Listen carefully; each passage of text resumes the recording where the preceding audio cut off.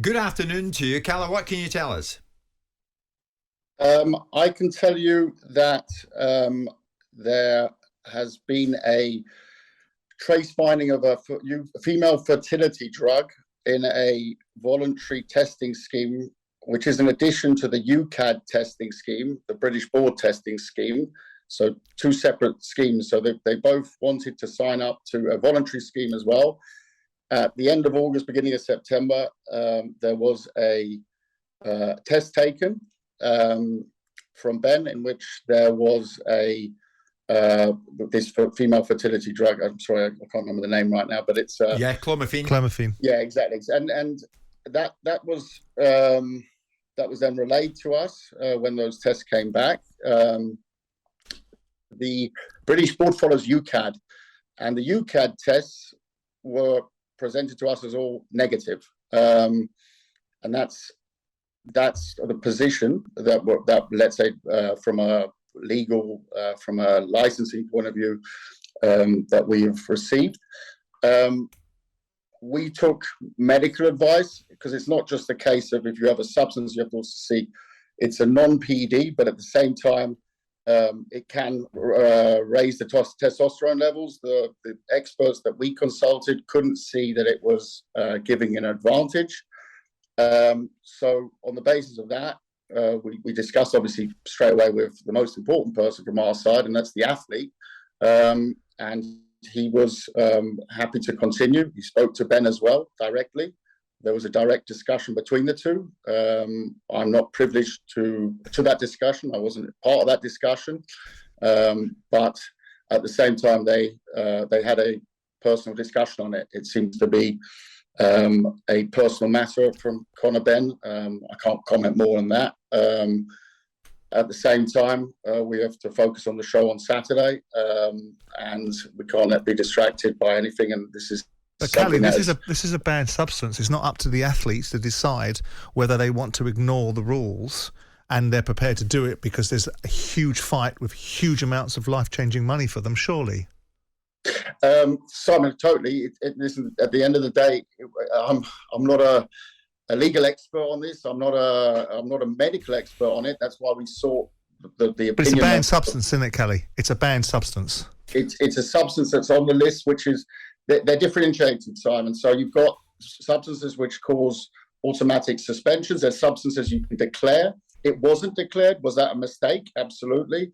But once again, I'm not on the Ben side of things. Yeah, But when you had the voluntary tests, Kalle, we talk about the UCAD tests, and they're the ones that we prefer to look at now. What is the date difference between the voluntary tests, which we talk about happening at the end of August, and the UCAD tests? So I'm only privileged to what I receive from our end, Simon. Yeah, of course. I mean, you are victimless in this at this moment. You are the victims of this situation. Actually, Kalle, what we can do is we can hear from the other side, because Matchroom and Eddie Hearn, we've just been given a statement. Kalle, we thank you for your time, Kalle. Stay with us as I'll bring you this statement from Matchroom. We've been made aware that a random anti-doping test for Conor Benn conducted by the Voluntary Anti-Doping Association returned an adverse analytical finding for trace amounts of a fertility drug. The B sample is yet to be tested, meaning that no rule violation has been confirmed. Indeed, Mr. Benn has not been charged with any rule violation. He is not suspended and he remains free to fight. Mr. Benn has since passed a doping control test conducted by the UK Anti-Doping Agency, the anti-doping authority to which the British Boxing Board of Control has delegated its doping control testing for the bout. Mr. Benn has passed all doping control tests conducted by UCAD. Both fighters have taken medical and legal advice. They are aware of all relevant information and wish to proceed with the bout this Saturday. So both camps are happy, Kalle. Can you confirm to us this lunchtime that you and Chris Eubank are happy that this goes on? I can confirm that. It's the first time I've heard the statement, so thank you for reading it to me. But no, I mean, it's the summary of what we've received is that there was this, as I put in the statement, trace finding. For me, the key here is the UCAD findings, which are and also the medical advice. The medical advice is probably the most important thing here, because you're talking about a physical combat sport, and it's the medical advice, not what that for me is the be all and end all here. Yeah. Having said that, I mean, obviously, there will be so much talking in the boxing world this lunchtime. I mean, you can imagine the extent of the conversations that are going on so close to the fight. We're at Wednesday lunchtime. At one stage, Kalle, did you fear for the fight? Did you fear the fight might not go ahead? Look, I mean, when you hear something like this, is the first thing you hear is positive doping test. The instant reaction is fights off. Yeah? So yes, absolutely. Then you have to, of course, look into what it is and whatever. At the end, Simon's totally right. Banned substance is a bloody banned substance. End of. But you have to look at, in this case, the scenario around it, what it is, and how it can come to that. Why are the other tests not positive, for example? You know, it's very clear there's been a big mistake here on the other side. Yeah. But ultimately, is it being done as a PED? No. That's what the medical opinions are that we've been consulting, not just one, but more. That is key. That is crucial. You know, that's for me the key of this.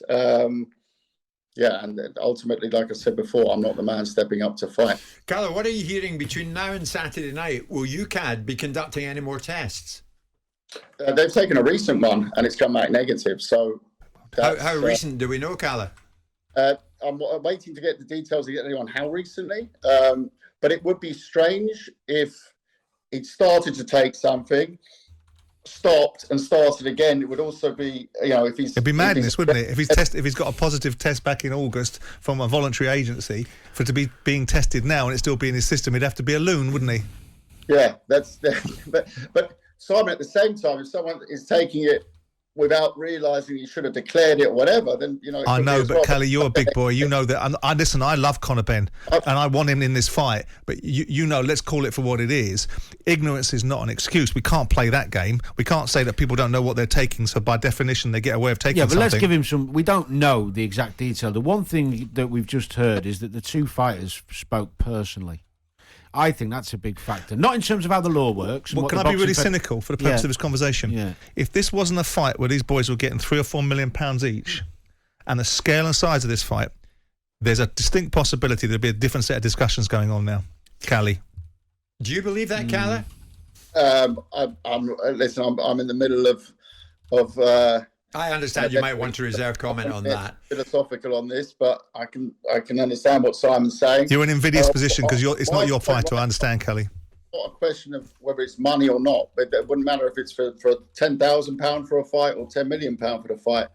The first thing in either case that my duty is for my man and to check my man's end before even before I talk to him. I need to show him what exactly this means, and that can only come not from lawyers, not from boards, not from governing bodies, but from medical experts.